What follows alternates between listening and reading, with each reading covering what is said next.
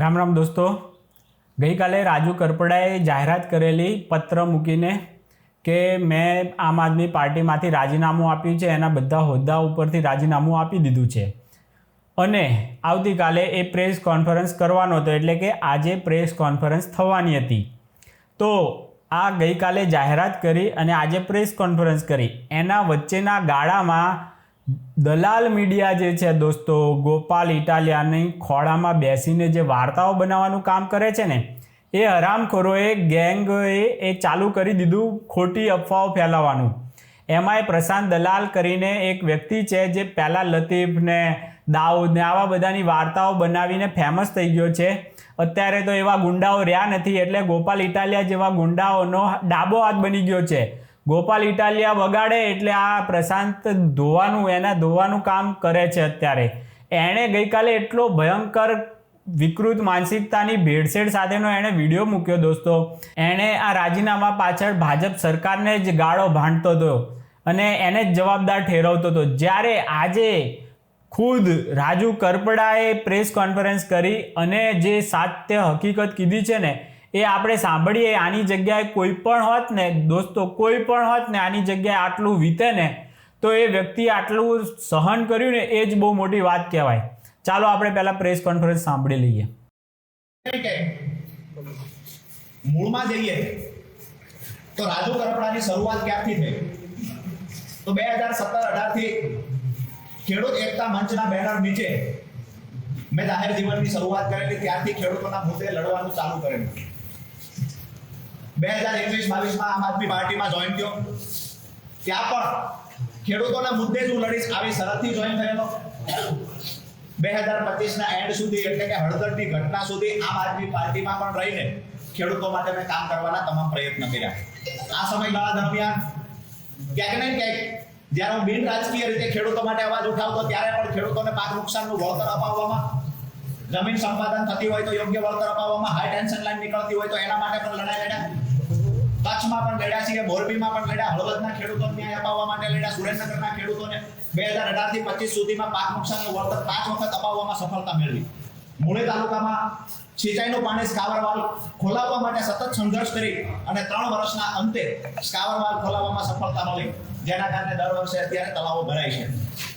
આ વાત એટલા માટે હું કરી રહ્યો છું કે હું જ્યારે કોઈ પોલિટિકલ પાર્ટી સાથે નહોતો જોડાયેલો, ત્યારે પણ ખેડૂતો માટે અવાજ ઉઠાવતો. જ્યારે પણ ખેડૂતો મારી સાથે જોડાયેલા હતા, હું આમ આદમી પાર્ટીને મજબૂત બનાવવા માટે ક્યાંક ને ક્યાંક મને જે થયું કે કોઈ પાર્ટી સાથે હશો તો આથી પણ મજબૂતાઈથી લડાઈ લડી શકાશે, એટલા માટે આમ આદમી પાર્ટી સાથે હું 22માં જોડાયો.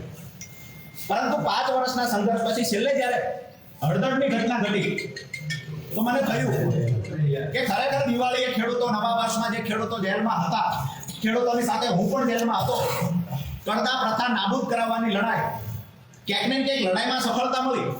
પણ દુઃખ એ વાતનું થયું કે જો રાજુ કરપડા કોઈ પાર્ટી સાથે જોડાયેલો ન હોત, જો રાજુ કરપડા બિન રાજકીય રીતે આ લડાઈ લડ્યો હોત, તો કદાચ 307 જેવી કલમ અંતર્ગત ગુનો દાખલ ન થયો હોત. ક્યાંક ને ક્યાંક મને એવું દેખાણું કે બે પાર્ટીઓની રાજકીય લડાઈમાં અમારા ખેડૂતો ભોગ બન્યા. દુઃખ ત્યારે થયું કે જ્યારે ખેડૂતો અંદર હતા, 68 ખેડૂતો જેલમાં હતા, એનો પરિવાર ખેડૂતોની રાહ જોતો. મને ખેડૂતો જ્યારે પૂછે કે રાજુભાઈ જામીન ક્યારે મળશે, ક્યારે અહીંથી છૂટશું, જ્યારે ખેડૂત પૂછતા ત્યારે આંખમાંથી આંસુ આવી જતા. ક્યાંક ને ક્યાંક એ દુઃખ થતું હતું કે ખોટા કેસની અંદર 3 મહિનાની બદલે 3 વર્ષ રાજુ કરપડા અંદર રહેશે તો મંજૂર છે, પણ જે ખેડૂતોએ ક્યારે પોલીસ સ્ટેશન નહોતું જોયું, એ ખેડૂતોએ જેલમાં જવું પડ્યું. અને એ ખેડૂતોની પાછળ જે મહેનત કરવાની વાત હતી, એ ખેડૂતોને છોડાવવાની વાત હતી. તો જ્યારે આજે ઘણી બધી ગઈકાલથી હું જોઉં છું મીડિયા સામે આવી સાફ સફાઈની વાતો આમ આદમી પાર્ટી દ્વારા પણ થઈ રહી છે. મારું સ્પષ્ટ રાજીનામું આપતી વખતે એક વાત હતી, જે મોઢેથી પાંદ ચાવ્યા છે એ મોઢે કોલસો નથી ચાવવો. જે પાર્ટીને મજબૂત બનાવવા માટે થઈ અને ક્યાંક ને ક્યાંક મેં મારા પરિવાર કરતા, બાળકો કરતા વધારે સમય આપ્યો છે પાર્ટીમાં કે આમ આદમી પાર્ટીને મજબૂત બનાવી શકાય. આપ સૌએ અને ગુજરાતની જનતાએ જોયું છે વિસાવદરની ચૂંટણીમાં ગોપાલભાઈ જીતાડવા માટે હું પોતે ઉમેદવાર હોય એવી રીતે રાત દિવસ મહેનત કરી અને જીતાડવાના પ્રયત્ન કર્યા. જ્યાં સુધી પાર્ટી સાથે રહ્યો ત્યાં સુધી વફાદારીથી રહી અને પરિવાર કરતા વિશેષ મહત્વ આપીને પાર્ટીને મોટી બનાવવાના પ્રયત્ન થયા. પરંતુ હું જ્યારે જેલમાં ગયો અને જે મને કડવો અનુભવ થયો કે પહેલી મુદત હતી અમારી 27 તારીખે, જે દોસ્તો તર્ક વિતર્ક કરી રહ્યા છે, જે સફાઈની સુધિયાની વાતો કરી રહ્યા છે, અને ટૂંકમાં કહી કે 27 તારીખ 27/10/2025 ના રોજ પહેલું 12 ખેડૂતોના જામીન મૂકવામાં આવેલા. એનું પહેલું હિયરિંગ હતું 27/10/2025. વકીલો દ્વારા પાર્ટી દ્વારા વાતો કરવામાં આવતી કે હાઈકોર્ટના સારામાં સારા વકીલ હાજર રાખવામાં આવશે, ચિંતા ના કરતા. જેલની અંદર રહેલા ખેડૂતોને હું કહેતો તો તમે આવતીકાલે છૂટી જશો, ચિંતા ના કરતા, આપણા સારામાં સારા વકીલો આવવાના છે. મને 27 તારીખે ખબર પડી કે પાર્ટી તરફથી સિંગલ વકીલ ત્યાં હાજર નથી રહ્યો. એકદમ નાના વકીલે દલીલ કરી છે અને ખેડૂતોના જામીન નામંજૂર થયા છે. ખેડૂતોએ યાર મને પૂછ્યું પાર્ટી તરફથી વકીલ હાજર હતો, હું ખેડૂતોને જવાબ નથી આપી શક્યો. એનાથી આગળ વાત કરીએ કે જ્યારે ભાવનગર વાળો કેસ અમારા પર થયો, ક્યાંક ને ક્યાંક રાજુ કરપડાને જેલમાંથી બહાર કઢાવવાની જગ્યાએ પ્રદેશમાં રહેલા એક બે વ્યક્તિએ રાજુ કરપડાને વધારે સમય ફસાવવાના પ્રયત્ન કર્યા છે. મને ફસાવે એનાથી મને કોઈ દુઃખ નહોતું, અફસોસ નહોતો. કદાચ હું એમનો હરીફ બનીશ ભવિષ્યમાં આવું સમજીને ફસાવવાના પ્રયત્ન થયા, પરંતુ મારા ખેડૂતોને પણ મારો ગુસ્સો રાખીને, ખેડૂતોને પણ જેલમાં રાખીને, ખેડૂતો સાથે ક્યાંક ને ક્યાંક ગેપ થઈ હોય આવું જ્યારે દેખાણું, ત્યારે જેલમાં બેઠા બેઠા નિર્ણય કર્યો હતો કે આવનાર સમયમાં જે પણ કાંઈ થશે એ બિન રાજકીય રીતે મારાથી થશે એટલું કરીશું. અને જ્યારે પણ કોઈ એવું કહે છે કે ખેડૂતોનું અમે આ સારું કામ કરીએ છીએ, તો કોઈ પણ પાર્ટીના લોકો સારું કામ કરતા હશે, પછી સત્તામાં રહેલા લોકો હોય કે વિપક્ષમાં રહેલા લોકો સારું કામ કરશે તો એના જાહેર મંચ પરથી વખાણ કરીશું. મહત્વની વાત એ છે કે મારો વિડીયો જે મારી પર ભાવનગરમાં બીજો કેસ થયો, આ વિડીયો અમારી પાર્ટીના મહામંત્રીને માત્ર મેં આપેલો ત્યારે કહેલું હાજર થતા પહેલા કે આ વિડીયો 31 તારીખે ચલાવવાનો છે, એવી રીતે મારી પાસે માંગવામાં આવેલો. આજે હું એટલા માટે આ સફાઈ આપું છું કે સવાલો ઘણા બધા થાય છે પાર્ટી તરફથી, ગઈકાલથી ક્યાંક ને ક્યાંક મારા માટે નેગેટિવ ચલાવવાના પ્રયત્ન થાય છે. હું આજ પણ કહું છું કે હું મૂંગો બેઠો છું એટલું સારું છે. જો મારી જીભ ખુલશે, મારું મોઢું ખુલશે તો લોકોને જવાબ દેવાના લાયક તમે લોકો નહીં. કારણ કે જે પણ મેં જેલમાં અનુભવ્યું એની સાથે સાથે જે પણ પાછળથી જે ગેમ થઈ છે એ ખરેખર ક્યારેય સ્વીકારી ન શકાય. પોતાના લોકો પાસે અપેક્ષા ન હોય એવી ગેમો થઈ છે પાછળથી. મેં જે વિડીયો આપ્યો હતો એ વિડીયો 31 તારીખે ચલાવવાનો હતો, એમાં પણ કાંઈ ભૂલો હોય તો એને એડિટ કરીને ચલાવવાનો હતો. એની જગ્યાએ 29 તારીખે વિડીયો રિલીઝ થઈ જાય છે, વાયરલ થઈ જાય છે. એ વિડીયો અંતર્ગત મારી પર ભાવનગરમાં ગુનો દાખલ થાય છે.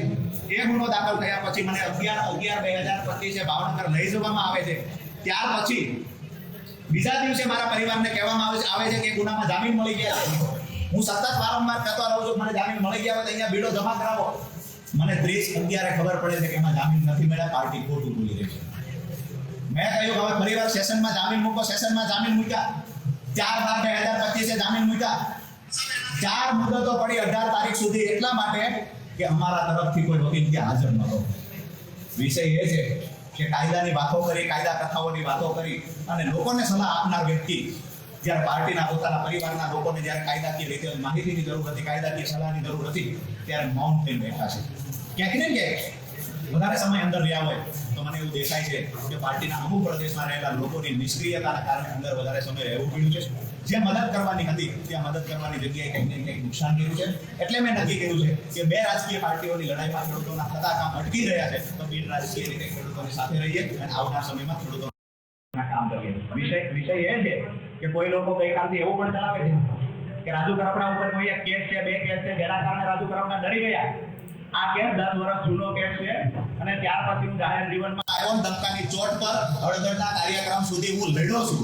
ક્યારેય મારા ચહેરા ઉપર કોઈ કેસનો ડર દેખાયો નથી અને જેલનો ડર નહોતો રાજુ કરપડાને પહેલા નહોતો. ખેડૂતોના કામ કરીએ.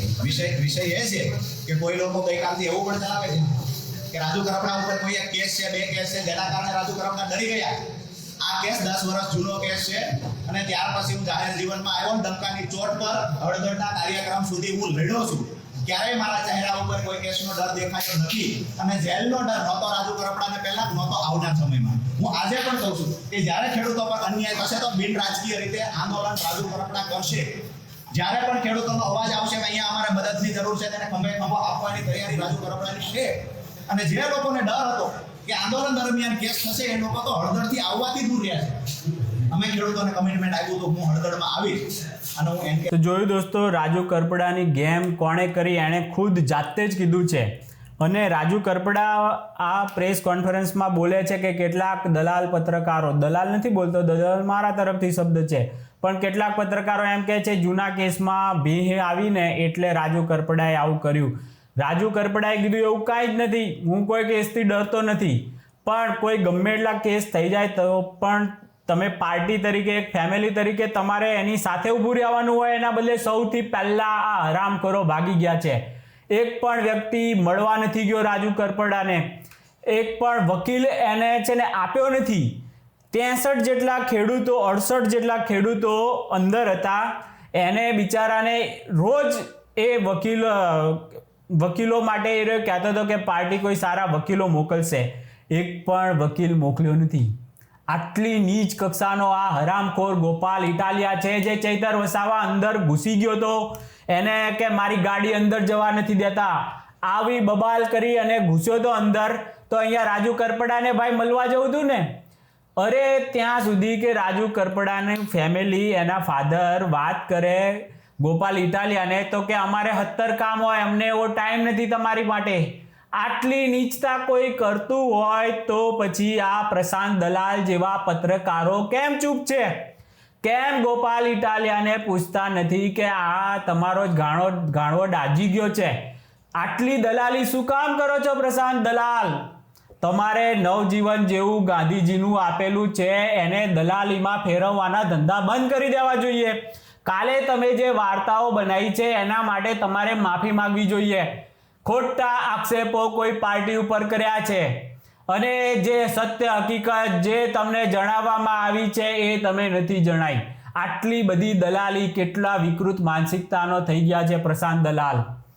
આવા હરામખોર દલાલ પત્રકારોને કારણે જ ગુજરાતનું આખું મીડિયા જગત અત્યારે કૂવામાં ખાબકી રહ્યું છે.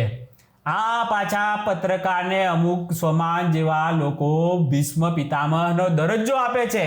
તો આવો ટટ્ટી ખાનારો, ગોપાલની ટટ્ટી ખાનારો ગુજરાતના પત્રકારોનો ભીષ્મ હોય તો બીજા બધાનું શું આવતું હશે દોસ્તો? તો વિચાર કરો આવા દલાલો શું કામ કરે છે. હવે ક્યાં સુધી આ બધા દલાલોનો આપણે વાર્તાઓ સાંભળી રહીશું? કેટલી ખોટી નીચ કક્ષાની વાર્તાઓ કાલે પ્રશાંત દલાલે બનાવેલી. કેમ રાજીનામું આપ્યું? તો અદબ પાડીને એ ફુવા બેસીને વાર્તાઓ બોલ્યા કરી કે ભાજપે આમ કર્યું, ભાજપે તેમ કર્યું, ભાજપ એને હાઈકોર્ટમાં હવે આમ કરવાની હતી, તેમ કરવાની હતી. રાજુ કરપડાએ એની ઉપર ચોખવટ કરી નાખી છે. પ્રશાંત દલાલ જેવા પત્રકારોએ સુધરી જવું જોઈએ અને ખોટી વાર્તાઓ બનાવવાના ધંધામાંથી મુક્તિ લઈ લેવી જોઈએ. તમારું કામ છે જે હોય એઝ ઇટ ઇઝ બોલવાનું, નહીં કે તમારી અંદરની વિકૃત માનસિકતાની ભેળસેળ કરવાનું. તો ન્યૂઝની અંદર ભેળસેડિયા આ પ્રશાંત દલાલ જેવા પત્રકારો ઉપર પણ થોડી કાર્યવાહી થવી જોઈએ. કારણ કે જેમ દૂધમાં ભેળસેળ થાય તો માણસોના જીવ લે છે, એવી જ રીતે પત્રકારો જ્યારે ભેળસેળ કરે ત્યારે આખા સમાજ અને ગુજરાત અને આખા દેશને ભોગવવું પડે છે. એટલા માટે પ્રશાંત દલાલ જેવા પત્રકારોએ હવે સુધરીને કામ કરવું જોઈએ. તમારે તમારો દલાલીનો વ્યવસાય બીજે ચલાવો ભાઈ, અને ખુલીને ચલાવો. ક્યાં બે બાજુ ઢોલકી ના વગાડશો. તમે ગોપાલના ખોળામાં બેસીને વાર્તાઓ બનાવી હોય તો પ્રોપર ગોપાલના ખોળામાં બેસી જાઓ. તમારે જો રાજુ કરપડાને જે તમને કીધું હોય, કદાચ તમારે એની સાથે વાત થઈ હોય, સૂત્રો સાથે વાત થઈ છે એમ કરીને તમે વગોવતા હોય છો આમ તો સરકારોને, પણ જ્યારે આવા કિસ્સામાં ડાયરેક્ટ તમારી સાથે વાતો થઈ હોય કે વાયા આવી હોય તો પણ તમારે છાતી ઠોકીને કહેવું ના જોઈએ કે આ તો પાક્કું જ છે, આમ છે તેમ છે. એટલી હદે કાલે એ વ્યક્તિ પ્રશાંત દલાલ કેટલી હદે જૂઠું પીરસતો હતો. એ પોતાના દર્શકો સાથે ધોકો કરનારા આવા લોકોને કુદરત ક્યારેય માફ નહીં કરે. આ હતો દોસ્તો અમારો રાજુ કરપડાની રાજીનામાની પ્રેસ કોન્ફરન્સ વિશેનો આજનો વિડીયો.